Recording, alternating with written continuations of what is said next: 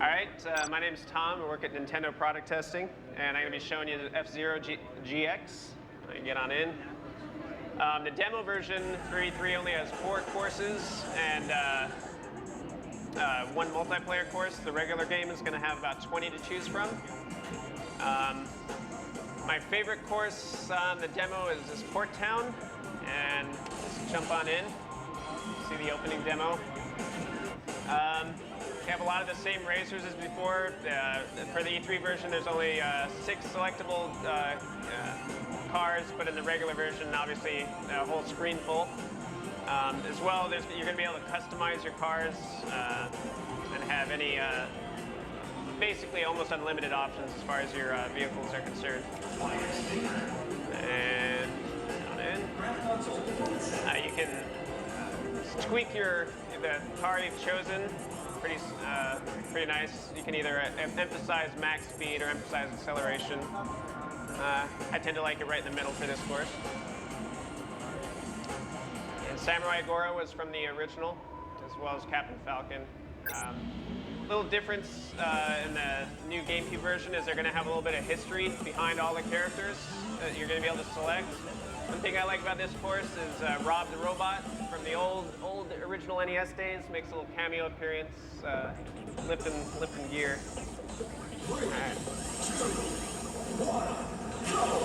Okay, the biggest thing about F-Zero is it is incredibly fast, and that is what the game highlights. You get even faster in the first-person view. Everything's right on top of you.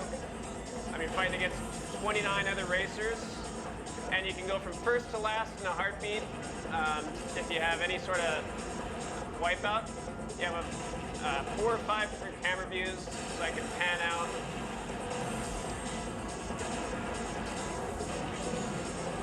Go up here. One thing, you have huge jumps in this game. Here's one, for example.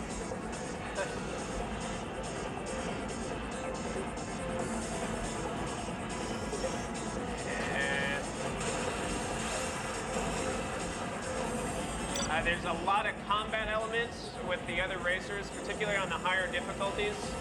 I just actually jumped into novice here, so the other drivers aren't quite as aggressive as they can be. One thing that happens after you complete your first lap, you officially can use your boost power. And you have a meter up in the upper right corner of the screen.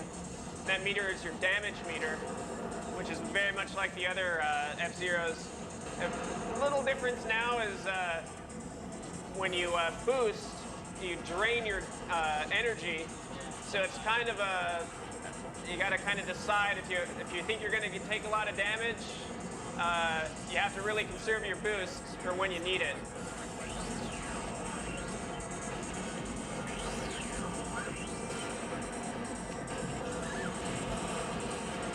Here, as you can see, I'm jumping from first to last, or first to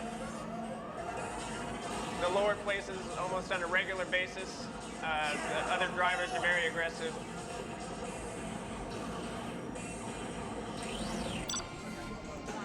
All right, next I'm going into Europolis. This one is a very hard level. Pick a new guy. You're constantly turning. It's really easy to fall off the course in this track. So hopefully I won't do that, but we'll see what happens.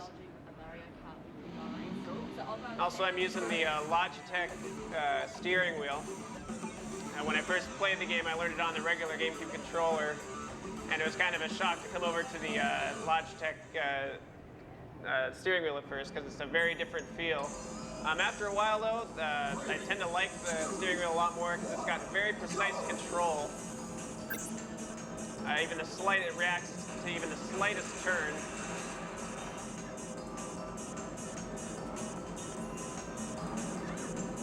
In this course, you get a real good sense of the speed of the game in first person. Apparently, when the actual game comes out, it's going to be even faster than this.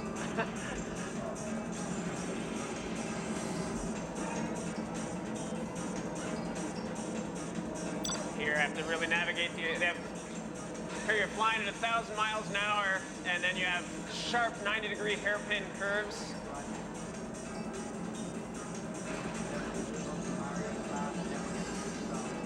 Here you have to be really concentrate because it's real easy to go off those red zones and go right off the course, just like that. CPU drivers knock you off real easily, but it's very satisfying when you actually complete the race and master this game.